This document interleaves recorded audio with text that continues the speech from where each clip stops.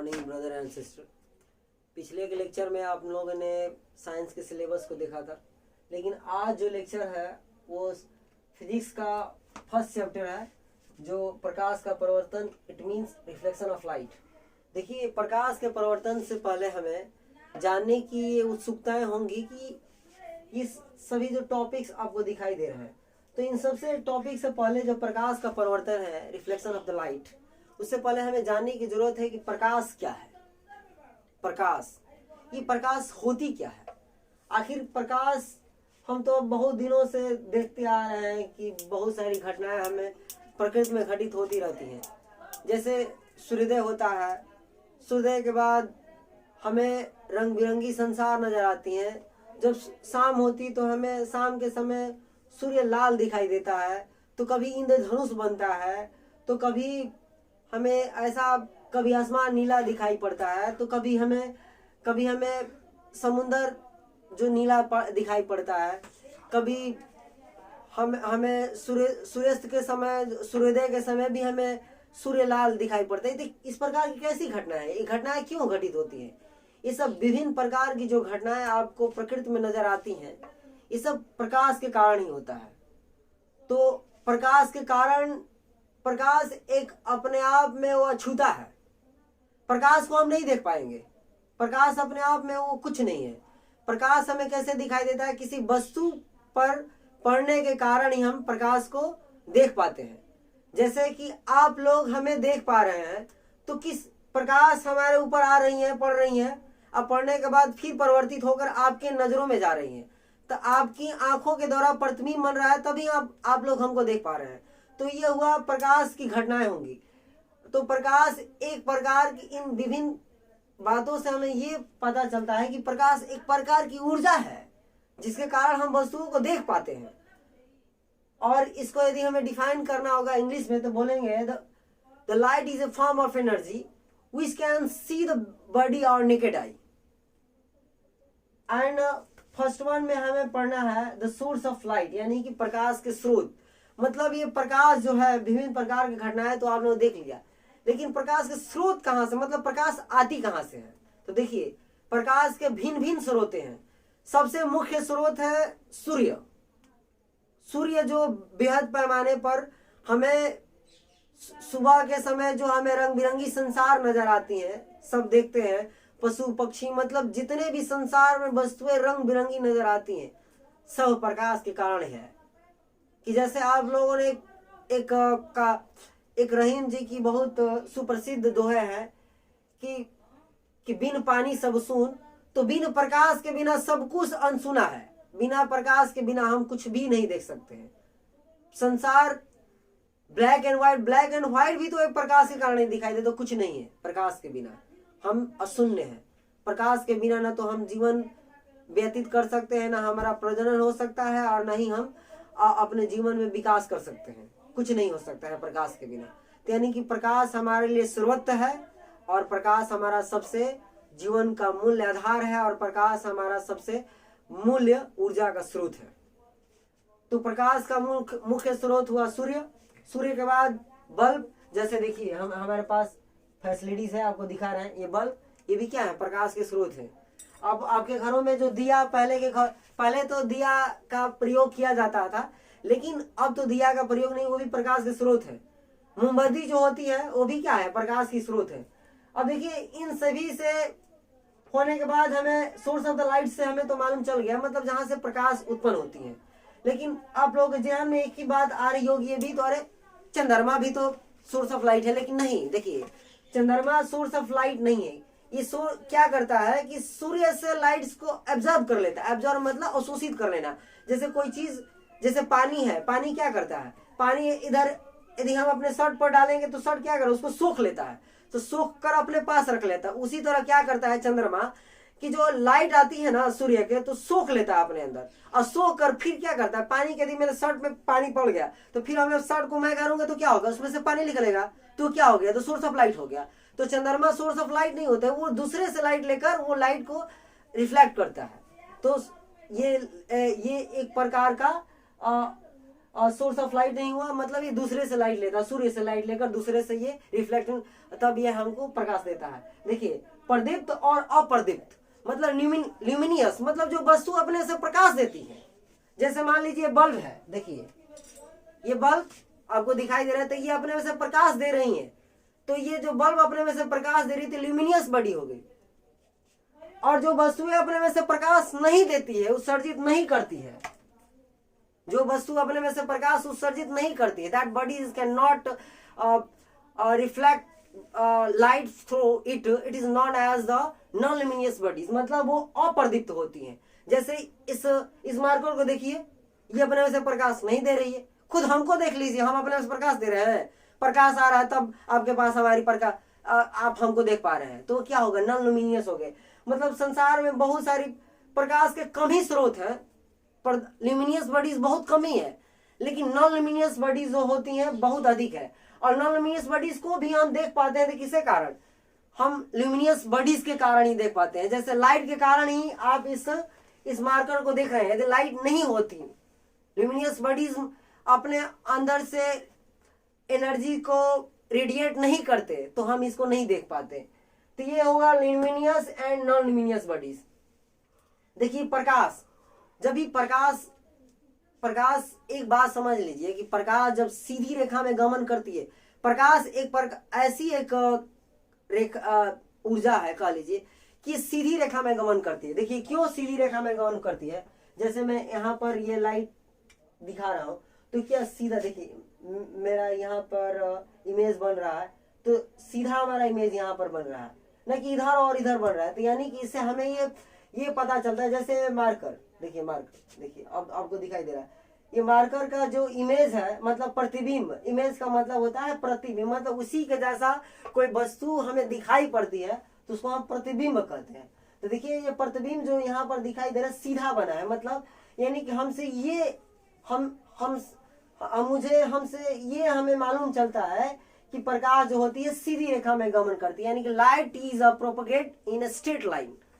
याद रहेगा आप लोगों को कि ये इसमें एक मुख्य मूलभूत इसका एक फिजिक्स है कि प्रथम बार हमें ये मालूम चला था, जो साइंटिस्ट हैं, ऐसे तो कहा जाता है कि बहुत सारे हमारे साइंटिस्ट हुए, जैसे न्यूटन साहब हुए, जो प्रकाश के बारे में पहले बताए थे, प्रदीप्त और अप्रदीप्त, उन्होंने कणिका का सिद्धांत दिया था लाइट्स के बारे में। लेकिन जो फर्स्ट बार गैलीलियो साहब आए, और उसके बाद एक और साइंटिस्ट थे, हमें नाम नहीं याद पड़ रही है, लेकिन उस सब उन्होंने मिलकर एक नई थीसिस का निर्माण किया, और वो प्रकाश का एक अलग ब्रांचेस बनाई, जो उसका नाम है, हमें हायर क्लासेस में मिलेगी, जिसको हम ऑप्टिक्स बोलते हैं। ऑप्टिक्स का मतलब होता है प्रकाश की। तो वहीं से हमको बात सीखने को मिलती है, जो प्रकाश होती है सीधी रेखा में गमन करती है। देखिए सीधी रेखा में गमन करने की बात हजम नहीं हो रहा है ये आपको। सीधी रेखा में गमन करने के कारण ही हमें कोई वस्तु जहां पर होती है उसकी प्रतिबिंब वहीं पर बनती है।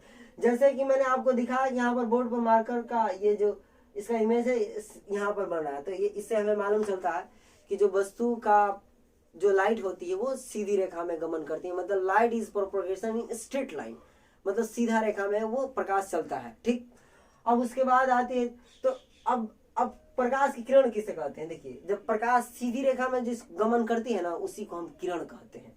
जैसे हम आपको दिखा रहे हैं, देखिए मान लीजिए, सॉरी मेरे पास तो फैसिलिटीज हैं, क्यों दिखाने की जरूरत है। ये मान लीजिए बल्ब है, बल्ब में से बहुत सारे रे निकल रही हैं, लेकिन मैं इसमें एक रे को मान लूँ कि ये रे है, देखिए ये रे है, तो ये रे जो निकल रही है इसमें से, तो यही जो आपका हो गया, इसको हम किरण कहते हैं। या किरण जो कैसी होती है, सीधी रेखा में चलता है। ठीक ना, आप लोगों को समझ में आ रही है सीधी रेखा मतलब, जैसे आप तार देखे है ना, तार वो सीधा होता है। जैसे रोड आप देखें, रोड तो टेढ़ा मेढ़ा होता है, लेकिन जो तारे होती हैं, जो हमारे फेज वायरिंग होता है, जो हमें कनेक्शन, बिजली का कनेक्शन मिलता है, तो सीधे रेखा में तार आता है, तार ही मान लीजिए सीधा होता है। तो क्या होता है, एक प्रकार का वो सीधी रेखा में जो गमन करता है, प्रकाश जब चलता है, तो उसी को हम प्रकाश का किरण कहते हैं। अब देखिए, अब ये बल्ब में से अनंत किरणें निकल रही है, इसमें से ये बल्ब है, देखिए सॉरी,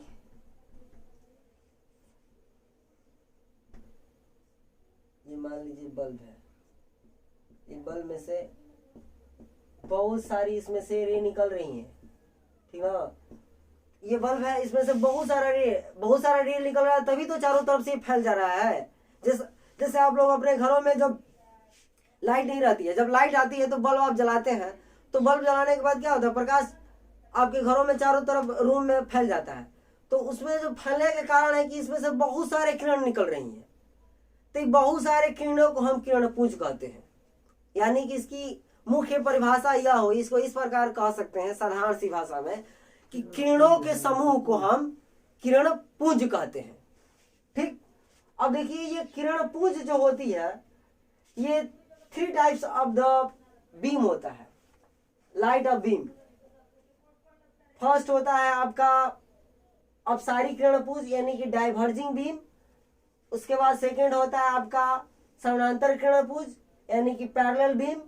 और थर्ड जो होता है आपका अभिसारी किरणपुंज यानी कि कन्वर्जिंग बीम। देखिए डाइवर्जिंग बीम का मतलब क्या होता है, अपसारी। अपसारी का मतलब होता है कोई वस्तु फैल जाती है ना, जैसे ये प्रकाश है, ये बल्ब में से प्रकाश निकल कर फैल जाता है। जैसे आपके अपने घरों में जब बल्ब जलाते होंगे तो बल्ब जलने के बाद बल्ब क्या होता है, आपके रूम में चारों तरफ फैल जाता है। तो फैलने की जो घटना होती है ना, वो अपसारी किरणपुंज कहते हैं उसको। जब प्रकाश की किरणें किसी सोर्स के माध्यम से, ये माध्यम हो गया, ये सोर्स हो गया, ऐसे ये फैल जा रही है, इस बल्ब में से प्रकाश की किरणें फैल गई, तो इसको हम कहते हैं अपसारी किरणपुंज। और उसके बाद होता है समानांतर किरणपुंज। समानांतर किरणपुंज का मतलब होता है पैरेलल बीम। जब मतलब एक दूसरे के, जब प्रकाश की रेज होती हैं, बीम एक दूसरे के पैरेलल मतलब समानांतर जाएंगे। मतलब देखिए जैसे हम आपको दिखा रहे हैं, 1 सेकंड के लिए। जैसे मान लीजिए ये मेरे पास पेन है और ये मार्कर और पेन एक दूसरे के क्या है, पैरेलल है। पैरेलल मतलब एक दूसरे के समान अंतर पर रखे हैं। तो जब प्रकाश की किरण ऐसे दोनों जब चलती है ना, तो उसको हम कहते हैं समानांतर किरणपुंज यानी कि पैरेलल बीम कहते हैं। ठीक, अब उसके बाद आती है अभिसारी किरणपुंज कि जब प्रकाश की किरणें जाकर किसी एक बिंदु पर मिल जाती है ना, उसको हम कहते हैं अभिसारी किरणपुंज। मतलब जाकर एक बिंदु पर मिल गई। जैसे आप लोग देखा होगा, हम लोग बचपन पर बहुत सारे अपने दादाजी का चश्मे का फ्रेम निकाल कर और जाकर धूप में उसको कागज जलाते थे। तो कागज जो जलाते थे ना, तो उसमें से जो प्रकाश निकलती थी ना, तो जाकर एक पॉइंट बन जाता था, बिंदु बन जाता था। तो कहते करे जलने लगा। तो वो क्या होती थी, तो वहां पर जो लाइट होता था वो कन्वर्ज कर जाती थी। मतलब जाकर एक पॉइंट बन जाती थी। मतलब जब प्रकाश की किरणें जाकर किसी एक बिंदु पर मिल जाती है ना, तो उसको हम कहते हैं कन्वर्जिंग बीम। अब उसके बाद आता है पारदर्शी। मतलब जब प्रकाश जिससे आर पार हो जाए, मतलब कि जैसे कि आर पार हो जाए। देखिए हम, मेरे पास और एक फैसिलिटीज है, देखिए ये है ना, ये मेरे पास ये फैसिलिटीज है, इसके आर पार हो जाए ये प्रकाश, तो ये क्या होगी, पारदर्शी। मतलब जिसके हम ये ट्रांसपेरेंट कर गई, मतलब कोई वस्तु एक दूसरे के पार हो गई। तो मतलब कहेंगे कि जिससे कोई प्रकाश की किरणें उसके पार चली जाती है, उसको हम क्या कहते हैं, पारदर्शी कहते हैं। मतलब जिसके आर पार प्रकाश की किरणें चली जाती है, उसको हम पारदर्शी कहते हैं। पारदर्शी का बहुत सारा उदाहरण है, जैसे कांच हो गया, ये शीशा का बाद पानी है, पानी के भी आर पार हम देख सकते हैं। उसके बाद आपका हो गया हवा है, हवा देखिए हवा में है तभी तो हम देख पाते हैं किसी वस्तु को, जैसे पेड़ पौधे, मनुष्य को हम देख पाते हैं हवा में। तो क्या होते हैं, ये सब पारदर्शी है। अपारदर्शी मतलब जिसके आर पार हम नहीं देख सकते हैं। जैसे देखिए आर पार, देखिए तो इस पेपर के आर पार हम देख सकते हैं, देख रहे हैं, नहीं देख रहे हैं, तो ये क्या हो गया, पेपर क्या हो गया, अपारदर्शी। मतलब हम जिसके आर पार नहीं देख सकते हैं उसको हम कहते हैं अपारदर्शी। ठीक, तो अपारदर्शी के उदाहरण भी बहुत सारे होंगे, जैसे कि कॉपी, किताब, बेंच, टेबल, ये जो बोर्ड है ये भी क्या है, अपारदर्शी। मतलब इसके आर पार हम नहीं देख सकते हैं। और उसके बाद आती है पारभासी। मतलब जिसके आर पर हम अंशतः रूप से देख पाते हैं, मतलब पूरा नहीं दिखाई देगा, हमको कम दिखाई देगा, तो उसको हम क्या कहते हैं, पारभासी। मतलब कि जिस किसी वस्तु से प्रकाश की किरणें अंशतः रूप से उसके पार हम देख पाते हैं, उसको हम कहते हैं पारभासी। जिस पर जैसे इसका उदाहरण हो गया तेल लगा कागज, मतलब कागज में हम तेल लगा देंगे ना, तेल जानते हैं, कड़वा तेल होता है, उसमें हम तेल लगा देंगे तो उसके हम आर पार देख पाएंगे लेकिन बहुत कम देखेंगे, तो उसको हम क्या कहते हैं, पारभासी। या घिसा हुआ कांच जो है, कांच को यदि हम रगड़ देंगे तो हमको पूरा नहीं दिखाई देगा, तो वो क्या होता है, ट्रांसल्यूलेंट, मतलब उसके हम आर पार बहुत कम देख पाते हैं। ठीक, इसके उदाहरण भी बहुत सारे हैं, अनगिनत उदाहरण है। देखिए पारभासी का उदाहरण जैसे कोहरा है, कोहरा में हमें अधिक नहीं दिखाई देता है, कोहरा में इसीलिए हमें येलो लाइट की जरूरत पड़ती है कोहरा में। और उसके बाद घना कोहरा हो गया, दूध हो गया, दूध क्या होता है, पारभासी होता है। और तेल लगा कागज, घिसा हुआ कांच, और कपड़ा जी होता है, क्या होता है, पारभासी होता है, कपड़ा के आर पर थोड़ा हमें दिखाई पड़ता है। तो ये सब रहे आपके पारदर्शी यानी कि ट्रांसपेरेंट, अपारदर्शी यानी कि ओपेक मीडियम्स होता है, मतलब जिसको हम पार नहीं कर सकते हैं, तो क्या हो गया, ओपेक हो गया। ट्रांसल्यूसेंट का मतलब होता है पारभासी। इन सभी के बाद हमें को पढ़ना है प्रकाश का परावर्तन। देखिए ये मुख्य चीजें हैं, ये हमें बेसिक चीजें जानने के बाद ही हमें ये बातें समझ में आएंगी, प्रकाश का परावर्तन। तो हम आपको इसका स्क्रीनशॉट दे दीजिए टॉपिक का, हम हट जाते हैं थोड़े देर।